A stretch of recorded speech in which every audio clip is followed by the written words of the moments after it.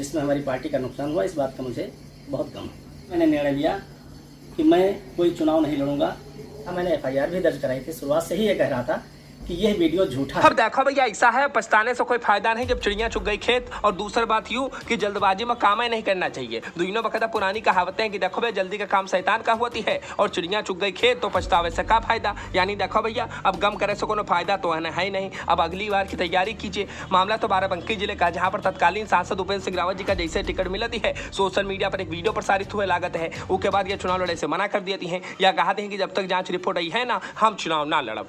और उसके बाद होना क्या था भैया, 4 महीने बाद अब जांच रिपोर्ट आई है। इसी बीच में बीजेपी को भी जल्दबाजी में फैसला लेना पड़ा। ये चुनाव लड़े से मना कर दी, दूसर के प्रत्याशी का बीजेपी टिकट दी और नतीजा यूं निकला कि बाराबंकी की सीट बीजेपी का गंवानी पड़ी। अब बाराबंकी के पूर्व सांसद उपेंद्र सिंह रावत जी की वीडियो की सच्चाई जब सामने आवती है तो कार्यकर्ता और घर पर पहुंच करके बधाई शुभकामनाएं देते हैं, फूलन की माला पहनावती हैं। इस दरमियान तनिक सुनो भैया, बाराबंकी के पूर्व सांसद उपेंद्र सिंह रावत जी का कहत रहे कि देखो भैया, गम तो है थोड़ा बहुत, का कहा जाए। लोकसभा चुनाव 2024 की भारतीय जनता पार्टी की पहली सूची में मेरा टिकट फाइनल हुआ था और टिकट फाइनल होते ही मेरे विरोधियों ने एक वीडियो वायरल किया। उसके पीछे उनकी मंशा थी मुझे राजनीति से बिल्कुल अलग थलग करने की। वीडियो वायरल होने के बाद तुरंत मैंने बहुत कठिन निर्णय लिया और तत्काल मैंने निर्णय लिया कि मैं कोई चुनाव नहीं लड़ूंगा। जब तक मैं निर्दोष साबित नहीं होऊंगा, कोई चुनाव नहीं लड़ूंगा, ऐसा मैंने निर्णय लिया था। ये निर्णय मेरा इसलिए था कि मेरे उस वीडियो पर हमारे पार्टी के शीर्ष नेताओं को जगह जगह जवाब देना पड़ता, वो उन्हें जवाब न देना पड़े, इसलिए मैंने खुद को चुनाव से अलग कर लिया था। और मैं शुरुआत से ही ये कह रहा था, मैंने एफआईआर भी दर्ज कराई थी, शुरुआत से ही ये कह रहा था कि यह वीडियो झूठा है, क्योंकि मुझे पूरा भरोसा था कि ऐसी कोई घटना हुई ही नहीं है।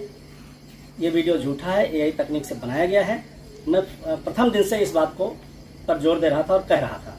अब देखिए, जांच रिपोर्ट आई है, ऑफिशियल ने उस पर जो जांच रिपोर्ट भेजी है उसमें ये बात स्पष्ट हो गई है कि एआई तकनीक का प्रयोग उसमें किया गया है।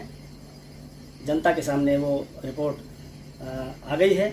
मैं इस अवसर पर अपने बाराबंकी ज़िले के लोगों को बहुत बहुत धन्यवाद देना चाहता हूं कि उस कठिन समय में भी ज़िले की जनता ने मेरा साथ दिया। मुझे गम इस बात का नहीं है कि मुझे चुनाव लड़ने से वंचित होना पड़ा, लेकिन इस बात का बहुत बड़ा गम है मुझे कि उस घटनाक्रम के बाद बाराबंकी ज़िले की जो सीट थी भारी वोटों के अंतर से हारी, जिसमें हमारी पार्टी का नुकसान हुआ। इस बात का मुझे बहुत गम है।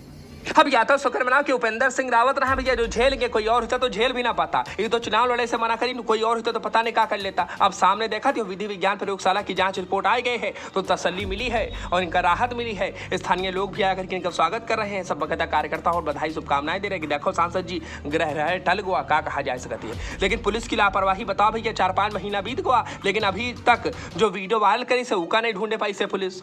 और यह भैया ओरिजिनल वीडियो का भी पता नहीं लगा पाई से पुलिस। पता नहीं पुलिस क्या कर रही। बाकी वीडियो अच्छी लगी तो कमेंट करना, चैनल को सब्सक्राइब कर लेना, शंबर साहब को विषय पर मिलेगी तो बेल आइकन जोड़ दबा देना।